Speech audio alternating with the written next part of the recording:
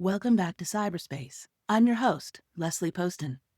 If you've listened before, you've probably heard us talk about the bystander effect. It's one of those classic psychology ideas that slipped out of research labs and into popular culture, becoming almost a shorthand for human apathy. The story usually starts with Kitty Genovese, a young woman murdered outside of her apartment building in New York City in 1964. Newspapers at the time reported that dozens of neighbors watched from their windows and did nothing to help. That image of silent, uncaring crowds struck a nerve in the public imagination.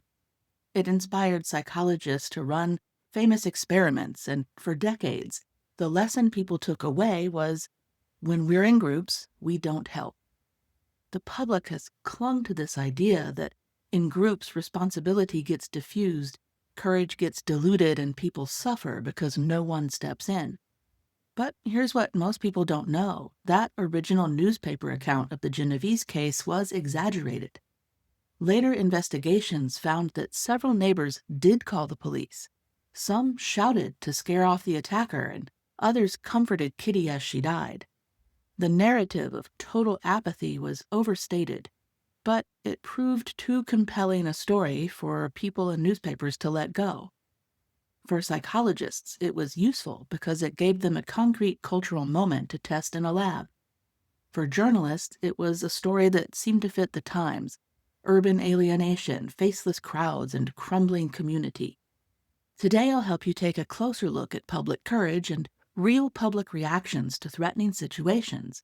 Because if you've been following the news, you've seen communities across the country refusing to sit back silently. You've seen neighbors linking arms to stop ICE raids, protesters confronting state-perpetuated injustice, and many examples of ordinary citizens standing up in extraordinary ways. Just this week, one New York woman in a polka dot dress made headlines when she stepped in to block ICE, who were trying to profile and kidnap people in her community. And here's the thing. Research actually supports what these citizens are showing us. The bystander effect isn't inevitable or universal like we've been led to believe. Under the right conditions, people are far more willing to help than the old bystander narrative suggests.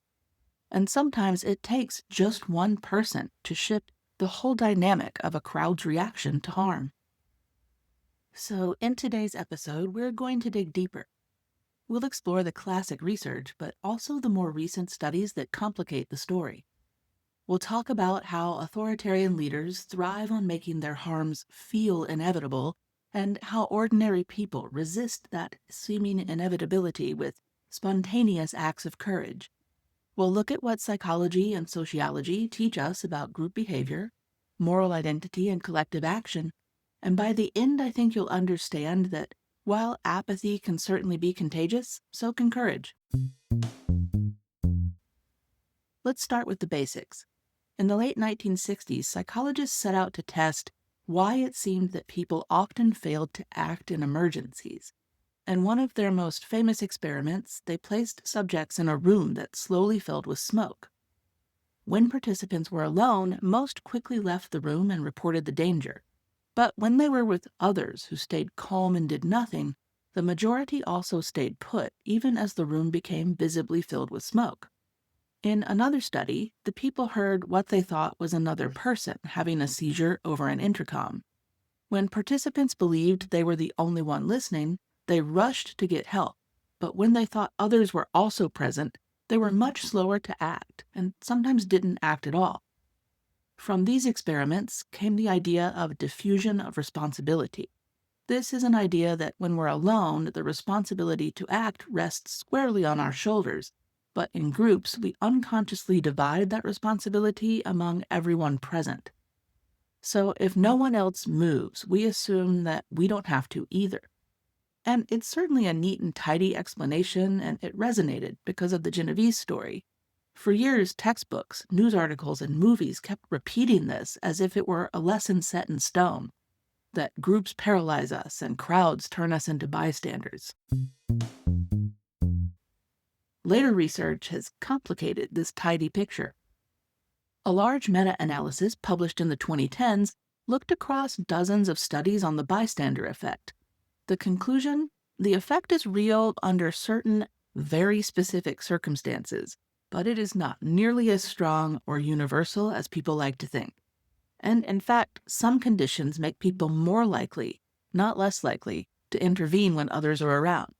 For example, when the situation is clearly dangerous and requires urgent action, people often step in. The presence of others can even embolden them, especially if someone takes the first step, like Our Lady in the polka dot dress earlier this week, who inspired many others to assist their neighbors in the moment. Real-world evidence backs this up. A team of researchers reviewed hours of CCTV footage from public places in cities across 3 different countries.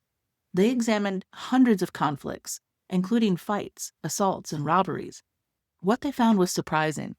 In 9 out of 10 incidents, at least one bystander intervened, and often more than one. The bigger the crowd, the more likely someone was to help. And what's especially intriguing about the CCTV findings is they reveal something the lab experiments couldn't. Context matters enormously. In those early smoke-filled room experiments, the situation was ambiguous. Is it really smoke? Is it dangerous? Will I look foolish by overreacting? But when the threat is unambiguous, when violence is clearly happening, ambiguity evaporates. People read the situation faster, and they move to help faster. There's also a distance factor that the original research didn't account for. In the seizure experiments, participants heard someone in distress but couldn't see them. The victim was abstract, disembodied. But the CCTV studies showed face-to-face encounters.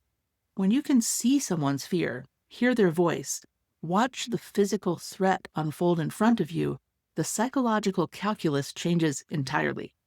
Proximity breeds urgency in ways that mediated or distant emergencies don't. This matters because the kind of threats we're seeing now, raids, confrontations, public harassments, all happen in physical space where people are present. They're not abstract news stories. They're happening on your block, outside your building, in spaces where your body can actually do something. Far from proving human indifference, these findings suggest that most people actually want to help and often do. This desire to help matters because authoritarian regimes thrive on convincing people that resistance is futile. These regimes want people to believe that their power is inevitable and the harm they do is inevitable and irreversible, that nobody else will stand up, and that everyone might as well stay quiet too. It's a psychological strategy. Make cruelty seem normal and silence seem universal to try to influence people to rationalize it as the way things are. But research tells us that this isn't destiny. People intervene all the time. Communities act together, and courage is actually contagious. Sociologists call this collective efficacy, the shared belief in a community's ability to maintain order and protect one another. In neighborhoods with strong trust and cohesion, people are far more likely to step in against crime or injustice. Think about the difference between a street where neighbors know each other and one where everyone stays isolated. In the first, people act because they feel a responsibility to one another. In the second, they may choose to stay silent because they don't feel connected. Authoritarian governments often try to weaken community bonds because isolation breeds passivity. But when people rebuild those community bonds, they become much harder to control. There's also a concept in urban sociology called eyes on the street. It's the idea that safety comes not from surveillance systems or police presence, but from regular people being present in public spaces, knowing each other and having informal social contracts. The shopkeeper who knows the kids on the block, or neighbors who sit on their stoop. People who walk the same route every day and notice when something's wrong. It's not about being a busybody. It's about being embedded in your community. When you're embedded in a place, you develop place attachment, which creates obligation. You defend what you're attached to. Authoritarian systems often try to erode this through transience and isolation. Policies that destabilize housing or food security, economic pressures that force frequent moves, surveillance that makes people afraid to congregate. These fragment place attachment. Gentrification does this too, replacing stable communities with populations that have no history together. But we also see the opposite, communities that deliberately create density of connection. They make tool libraries, community fridges, skill shares, rotating childcare. These aren't just practical, they're relationship infrastructure, and they create the web of mutual obligation that makes intervention feel natural rather than heroic. Researchers who studied hundreds of people who hid or protected Jews during the Holocaust found that the same patterns held true. These rescuers weren't saints or outliers, they were ordinary people with strong moral identities shaped early in life, an expansive sense of we, and communities that made helping feel expected. Identity plus community lowered the threshold for action. That echoes exactly what we see today in local resistance networks standing up to raids and abuse of power. I've talked in previous episodes about learned helplessness, that sense of futility that sets in when repeated efforts to resist seem to fail. Under oppressive systems, people can start to believe their actions don't matter. Add that to the way authoritarian leaders encourage system justification, the belief that existing social arrangements, however unjust, are natural and unchangeable, and you can see why some people give up. But here's the other side. Learned helplessness can be broken when people see examples of successful resistance. Even small acts of defiance remind us that inevitability is only a perception, not a law of nature. Scholars who analyzed rescuers, bystanders, and perpetrators during the Nazi era found that the difference wasn't about rare heroic personalities versus heartless ones. It came down to whether people perceived common humanity in the moment, or whether they allowed targets to be seen as the other. That moral salience, seeing another person as part of us, was what predicted action. Authoritarian regimes try hard to break this cognitive pathway by dehumanizing people, because once empathy and identification switch off, intervention can collapse. So, what separates those who step up from those who don't? Research on moral identity gives us a clue. People who see morality as central to who they are, part of their self-concept, are more likely to act when they see harm being done. They don't tend to sit and calculate cost and benefit. They act because not acting would violate who they are. Empathy plays a role as well. Decades of research shows us that when we feel genuine concern for another person's suffering, we're far more likely to intervene on their behalf, even when it comes at a personal cost. This is one reason why authoritarian regimes will often try to dehumanize their targets, like we were talking about before. If they can strip away empathy, they can weaken the impulse to help. Consider how propaganda historically frames targets as criminals, animals, or threats. Once stripped of their human identity, the barrier to cruelty lowers. But empathy can't be erased so easily. There's also a timing element neuroscience reveals about moral decision-making. Brain imaging studies show that when people make moral judgments, two systems compete: a fast, automatic emotional response and a slower, deliberative, rational process. The emotional system activates immediately. You see harm and your gut responds.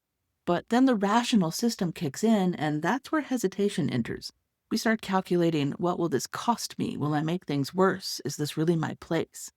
People who intervene successfully seem to have shorter gaps between those two systems, or stronger emotional responses that override that deliberative pause assessing risk. And this isn't about intelligence or careful reasoning. It's about letting the initial moral intuition carry through into action before second-guessing begins. Interestingly, time pressure increases intervention. When people don't have time to deliberate, they're more likely to help because the emotional system wins. This is counterintuitive. We think having more time to think would help us, but in this case, overthinking introduces paralysis, and our first instinct is often the most moral instinct. We've all experienced pluralistic ignorance, where everyone looks around, sees no one acting, and assumes others don't care. That silence can potentially reinforce itself, certainly, but once one person acts, the spell tends to break. Sociologists studying collective behavior have shown that people's thresholds for joining in vary. Some will act quickly, others only after seeing a few others do so. But the key is that it only takes one person to start the cascade. This is what we saw with the polka dot dress lady. Her refusal to stand by didn't just protect the people in that moment, it signaled to everyone else watching that action was possible. And once that door is opened, many more will follow. History offers a striking example. In 1943, Denmark evacuated nearly 7,000 Jews to safety in Sweden within weeks. That wasn't the work of a few isolated heroes, it was collective efficacy in action. Dense networks of fishermen, clergy, and civil servants with information flowing quickly and norms reinforcing the values they held that we protect our neighbors. Once the first groups moved, participation snowballed. It's a reminder that what feels impossible alone becomes possible together. The digital world adds another layer. Online, the bystander effect is a bit stronger. In cases of cyberbullying, for example, people often stay silent because responsibility feels diffused across thousands of potential witnesses. The same happens with online harassment, disinformation campaigns, or viral hate speech. Responsibility seems diluted, and there's a risk that silence becomes the default. But digital platforms also spread stories of resistance farther and faster than ever before. Viral videos of neighbors blocking an ICE raid or standing up to injustice remind millions of viewers that action is possible. They counter the narrative of inevitability. We've also seen the rise of digital first responders, people who amplify distress signals on social media, organize rapid response fundraisers, or coordinate real-time protest safety tips. Of course, algorithms play a role as well, sometimes amplifying authoritarian propaganda and sometimes amplifying acts of resistance. But the psychology remains. Seeing someone else take action to help lowers our own threshold for doing the same.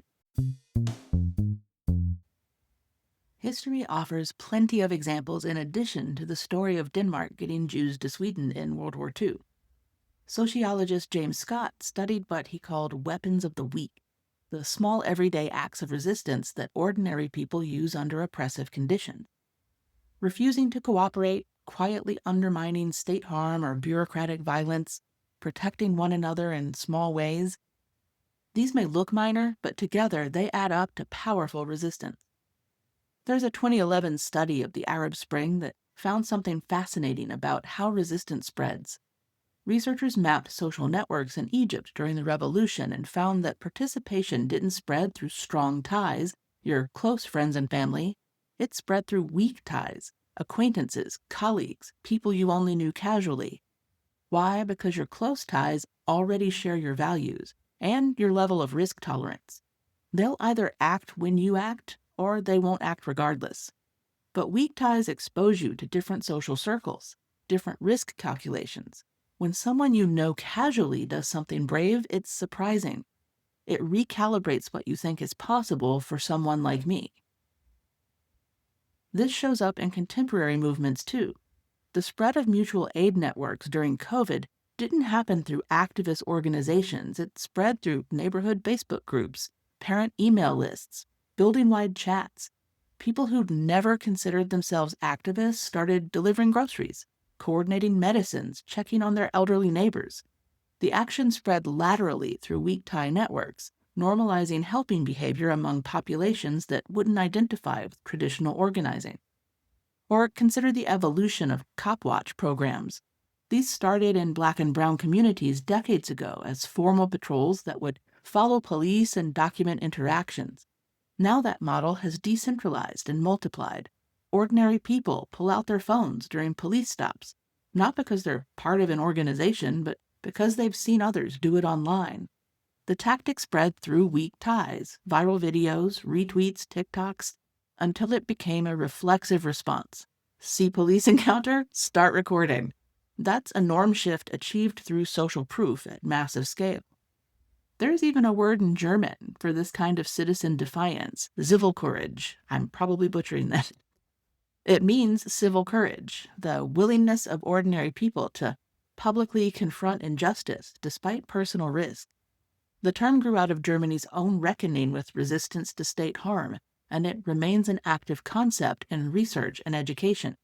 Teaching civil courage is essentially teaching people how to resist inevitability, how to break silence, and how to act, even when it feels dangerous. So, what does all this mean for us right now? First, the bystander effect is not an ironclad law of human behavior. People don't automatically freeze in groups. Under the right conditions, danger, clear need, strong moral identity, community ties, people will act. Second, authoritarian leaders depend on convincing us that harm is inevitable, that nobody else will step in, and that we're safer staying quiet. That's what the violent theater of lists, destruction of buildings, abductions of your neighbors, or spreading troops into peaceful cities is designed to do: cosplay inevitability while inducing learned helplessness. But inevitability is a psychological trick, it's not reality. And third, we have more power than we think. One person's action can ripple outward, breaking silence, lowering thresholds, and giving others permission to act. The hopeful lesson here is that courage is just as contagious as apathy. The woman in the polka dot dress wasn't extraordinary in the sense of being fundamentally different from the rest of us. She simply chose to act, and in doing so, she made action thinkable for others. Communities resisting raids, neighbors protecting each other, citizens challenging injustice. These are reminders that inevitability is an illusion. The psychology of groups tells us that silence can spread, but so can defiance. And when it does, the story shifts from bystander apathy to collective courage. Let's get concrete about personal preparation, too, because understanding the psychology is one thing, and being ready to act for your neighbor is another. There's a technique we can learn from emergency response training called pre-event visualization. Before you're ever in a crisis, you mentally rehearse scenarios. What would I do if I saw someone approaching someone that's my neighbor intending to harm? What would I do if I witness an assault? Where's the nearest exit? Who can I call? This isn't paranoia, it's rehearsal. Athletes use this technique to prepare for high-pressure moments. Emergency responders drill constantly, and research shows it works because when the actual event happens, your brain recognizes the pattern. You've already made the decision in simulation, so execution is faster. There's also the question of risk assessment, which is deeply personal and depends on your own vulnerabilities. Someone who's a citizen with financial security faces different consequences than someone who's undocumented or barely making their rent. The woman in the polka dot dress had certain protections that others might not have. That doesn't mean those with more vulnerability can't act. Many do, courageously. It does mean that we need diverse tactics. If direct confrontation is too risky for you, what about documentation, legal observation, rapid response communications, offering temporary shelter, donating to bail funds? There are dozens of roles in resistance, and the research on successful movements show that we need all of them. Finally, build what organizers call affinity groups, small clusters of people you trust who've agreed in advance to act together. 5 to 8 people is usually ideal. These groups make decisions faster than large collectives. They provide built-in emotional support, and they reduce individual risk because you're never acting alone. And you're not trying to be a lone hero. You're part of a group that's part of a network. And that structure, distributed, redundant, interconnected, is both tactically smart and psychologically sustainable. You can keep showing up because you're not carrying the weight by yourself. That's where we'll leave it today. The bystander effect has long been told as a story of passivity, but the evidence and the examples around us show a different story. People are more willing to act than we think. And in times like these, remembering that might be one of the most powerful tools we have. Thanks for listening to this episode of PsyberSpace. I'm your host, Leslie Poston, signing off. If you found this thought-provoking, subscribe so you don't miss a week. Give us 5 stars or a thumbs up, depending on where you listen, and share it with a friend who could use a reminder that action is possible. And remember, inevitability is only a story. The reality is that every choice, every act of courage, has the power to shift what feels possible for everyone else. Stay curious, and you'll find those people with the courage to stand up.